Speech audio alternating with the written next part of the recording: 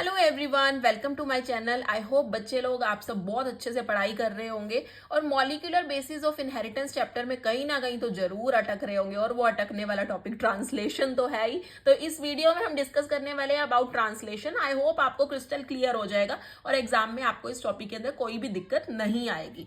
तो थोड़ा फास्ट करेंगे और रिवाइज्ड मैनर में करेंगे, ठीक है। तो देखो ट्रांसलेशन में क्या है।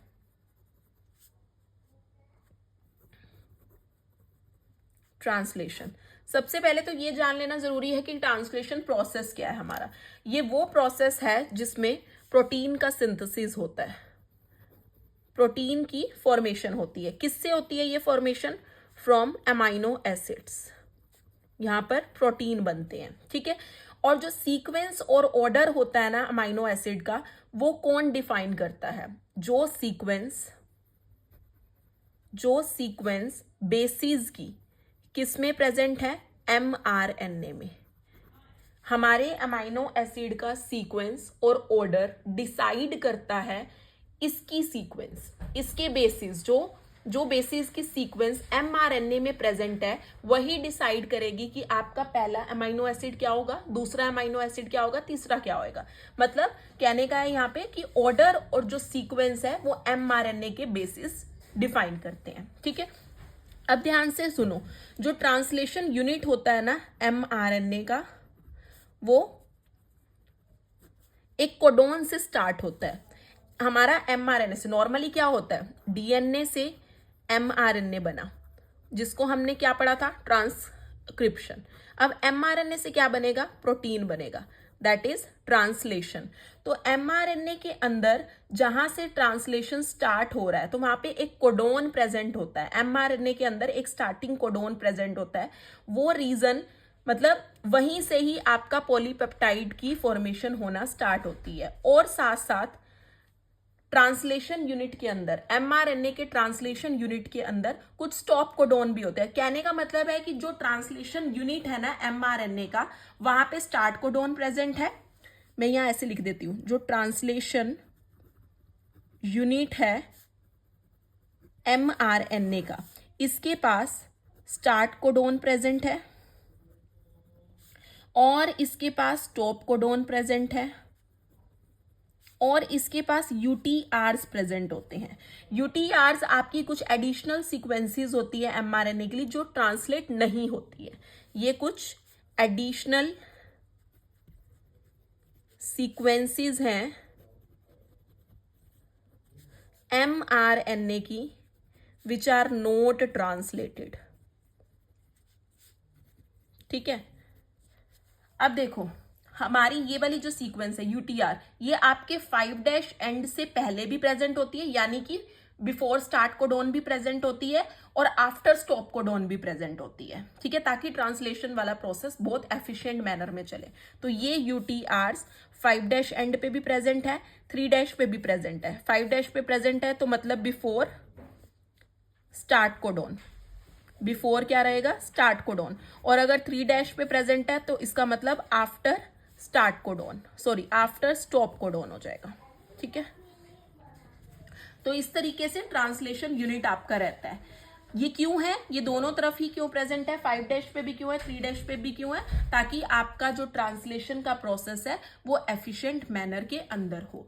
अब बात करते हैं कि जो ट्रांसलेशन प्रोसेस होता है हमारा, वो 3 स्टेप के अंदर होता है। First step is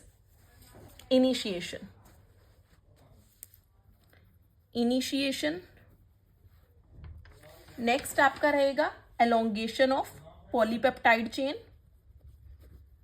elongation of polypeptide chain and next रहेगा termination of polypeptide, termination of polypeptide, ठीक है। अब इसको हम डिस्कस करते हैं। देखो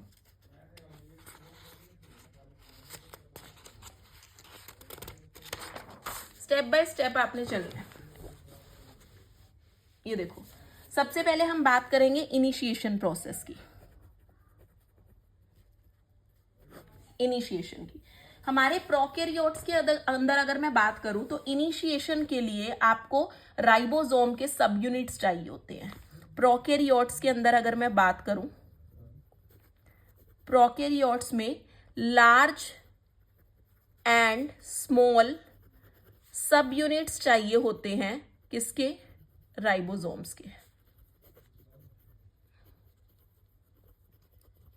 राइबोसोम। ठीक है, और क्या चाहिए होता है? एमआरएनए। और क्या चाहिए होता है? Initiation tRNA. और हमारे 3 इनिशिएशन फैक्टर्स, 3 इनिशिएशन फैक्टर्स। ये 3 इनिशिएशन फैक्टर्स को आप IFS भी कहते हो। सो इनिशिएशन के लिए प्रोकैरियोट्स के अंदर राइबोसोम के लार्ज एंड स्मॉल सब यूनिट्स चाहिए, एमआरएनए चाहिए, इनिशिएशन टीआरएनए चाहिए और 3 इनिशिएशन फैक्टर्स चाहिए। ठीक है, सबसे पहले यहाँ क्या होता है इनिशिएशन के अंदर? बेसिकली हमारा जो अमाइनो एसिड होते हैं उनकी एक्टिवेशन होती है। तो एक्टिवेशन ऑफ अमाइनो एसिड्स, ये होता क्या है? हमारे अमाइनो एसिड्स एक्टिवेट हो जाते हैं एक एंजाइम के साथ कंबाइन करके, और वो एंजाइम क्या होता है? Amino acyl tRNA synthetase. अब देखो होता क्या है, ये हमारा अमाइनो एसिड है, ये रिएक्शन फॉर्म में मैं लिख रही हूं यहाँ पे। अमाइनो एसिड को मैंने AA लिख दिया। ये ATP की प्रेजेंस में एंजाइम काम करता है, तो ATP ले लिया मैंने। तो एंजाइम क्या है? अमाइनो एसाइल टीआरएनए सिंथेटेज, ठीक है। तो यहां पे ये बनता क्या है? AMP enzyme complex plus inorganic phosphate. तो यहाँ पे अमाइनो एसिड एक्टिवेट हो चुकी है amino acyl tRNA synthetase enzyme के साथ कंबाइन करके in the presence of ATP, और यहाँ पे ये कॉम्प्लेक्स बन चुका है। ठीक है, अब क्या होता है? ये एक्टिवेशन ऑफ अमाइनो एसिड हो गया इनिशिएशन के अंदर। अगला काम यहाँ पे क्या हो रहा है? Transfer of amino acids to tRNA. ये अमाइनो एसिड का ट्रांसफर होगा कहां पर? टीआरएनए में। ठीक है, तो वो देख लेते हैं। बेसिकली क्या है, जो आपका ये ऊपर कॉम्प्लेक्स बना है ये टीआरएनए के साथ कंबाइन कर जाएगा। तो AMP एंजाइम कॉम्प्लेक्स ये आपका कंबाइन करेगा किसके साथ? टीआरएनए के साथ। This will combine with the tRNA, और ये क्या बना देंगे? AATRNA प्लस AMP सेपरेट हो जाएगा, प्लस एंजाइम भी क्या हो जाएगा? सेपरेट हो जाएगा। ठीक है, अब ध्यान से सुनो, ये हो गया एक्टिवेशन हो गया अमाइनो एसिड का, और ट्रांसफर हो गया अमाइनो एसिड का टू टीआरएनए। ठीक है, ये चीजें हमारी बन चुकी है, AATRNA बन गया है। ऑलवेज रिमेंबर, जो कैप रीजन होता है ना एमआरएनए का, पीछे हमने किया था ना, कैप रीजन जो है एमआरएनए का, ये ऑलवेज बाइंड करता है राइबोसोम के स्मॉलर सब यूनिट के साथ, स्मॉलर वाले सब यूनिट के साथ। ठीक है, और राइबोसोम्स के अंदर 2 साइट्स प्रेजेंट होती है। इन राइबोसोम्स देयर आर 2 साइट्स। ये सारी बातें ध्यान रखनी है। राइबोसोम के अंदर 2 साइट्स होती हैं, एक होती है A साइट और दूसरी होती है P साइट। ठीक है, हमारा जो स्मॉलर सब यूनिट होता है सबसे पहले इनिशिएटर एमआरएनए के साथ कंबाइन करता है, देन कंबाइन करता है लार्जर सब यूनिट के साथ। मतलब हमारा जो स्मॉलर सब यूनिट है first bind to the initiator mRNA and then bind to the larger subunit to the initiation codon lies on P site. ठीक है, मैं ये लाइन लिख रही हूं, आपको इजी हो जाएगा। देखो, मैंने बोला कि स्मॉलर सब यूनिट, ये लाइन आप भी लिख लेना बेशक। Smaller subunit first binds to the initiator mRNA and then binds to larger subunit so that initiation codon आपका है कौन सा, so that initiation codon that is AUG lies on P site. ठीक है, ये देखो इसको डायग्राम फॉर्म में देख लेते हैं, आपको इजी हो जाएगा। यहाँ पे इनिशिएशन मैं दिखा रही हूँ, ये मैंने दिखाया mRNA, दिस इज mRNA।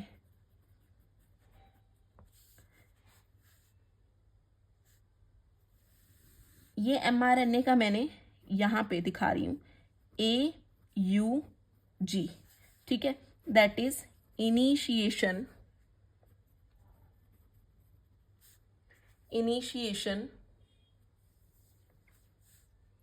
या हम बोल सकते हैं फर्स्ट कोडॉन।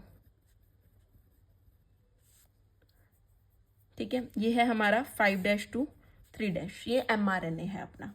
ठीक है, अब देखो यहाँ पे कौन आया, tRNA आपका आएगा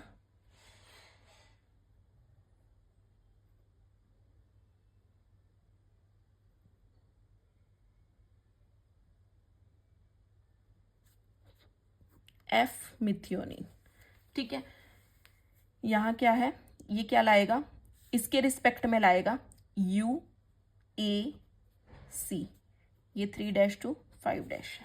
ठीक है, ये क्या है, नीचे क्या है हमारा स्मॉलर सब यूनिट ऑफ राइबोसोम, स्मॉल सब यूनिट, दिस इज स्मॉल सब यूनिट। ठीक है, और इधर हमारी क्या है, ये हमारी है mRNA बाइंडिंग साइट।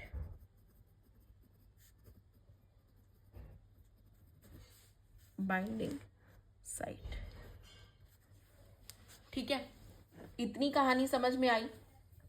आपका ये mRNA है, स्मॉलर सब यूनिट के साथ कंबाइन कर गया और ये tRNA इसके रिस्पेक्ट में आ रहा है। अब यहां पर देखो दो साइट कैसे होती है, इसके बाद देखो ये मैं mRNA बना रही हूं AUG, इसके रिस्पेक्ट में ये tRNA आ गया, ये नीचे कौन सा है हमारा स्मॉलर सब यूनिट, और ऊपर मैं बना रही हूं लार्जर सब यूनिट। ठीक है, अब ये देखो यहां पर ये दो साइट बना रही हूं मैं यहां पे,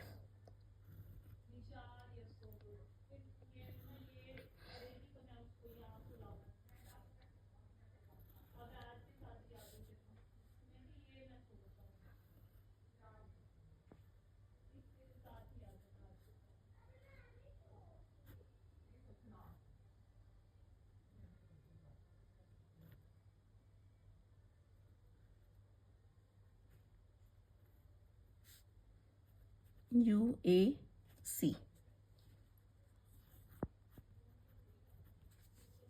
ये है हमारा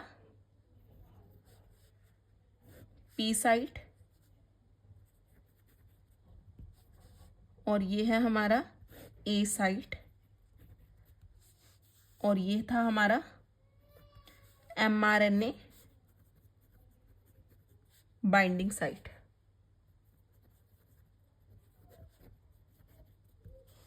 ठीक है, ये 5' to 3'। तो पहले स्मॉलर सब यूनिट के साथ कंबाइन किया, देन लार्जर सब यूनिट के साथ कंबाइन कर गया। तो ये आपका काम हुआ है इनिशिएशन के अंदर। इस वीडियो में थोड़ा लंबा हो जाएगा, तो आपको एलोंगेशन प्रोसेस में नेक्स्ट वीडियो के अंदर दे रही हूँ। ठीक है, इसके बाद नेक्स्ट वही वाला वीडियो देखना। आई होप आपको यहाँ तक ये पार्ट समझ में आ गया होगा। हमें डायग्राम फॉर्म में ही करना है, तो एक नेक्स्ट पार्ट में बना देती हूँ इस वीडियो का। ठीक है बेटा, थैंक यू सो मच बेटा फॉर वॉचिंग दिस वीडियो। और ट्रांसलेशन इज इम्पॉर्टेंट टॉपिक और बच्चे इसमें अटकते हैं, तो अपने फ्रेंड्स को जरूर शेयर करो ताकि उनको भी बेनिफिट मिले इसका और उनका भी एग्जाम अच्छा हो। Thank you so much, bye, take care.